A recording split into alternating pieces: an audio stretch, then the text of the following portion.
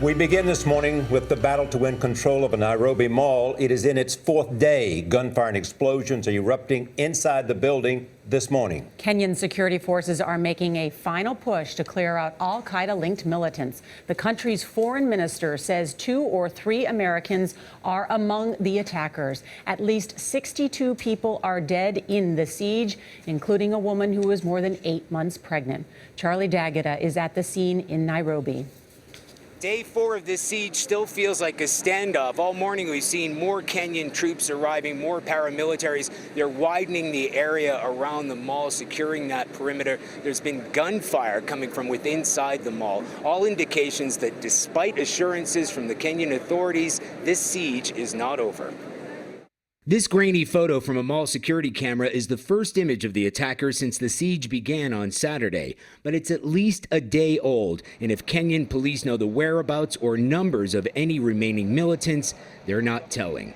They insist they have the crisis under control, that soldiers are combing through the 4-story shopping complex in a clearance operation to hunt down any remaining militants.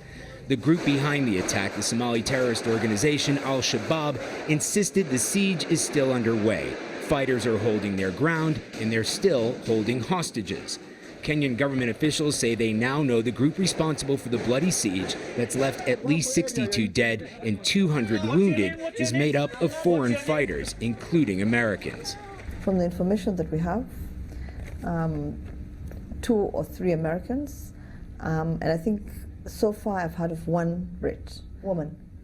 The Americans, from the information we have, are young men, about between maybe 18 and 19. Somali origin or Arab origin, but that lived in the U.S., in Minnesota and one other place.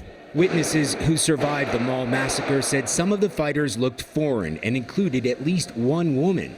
British security sources say it's possible that woman is Samantha Luthwaite, dubbed the White Widow by the British media, the widow of a suicide bomber who attacked London's transit system in 2005.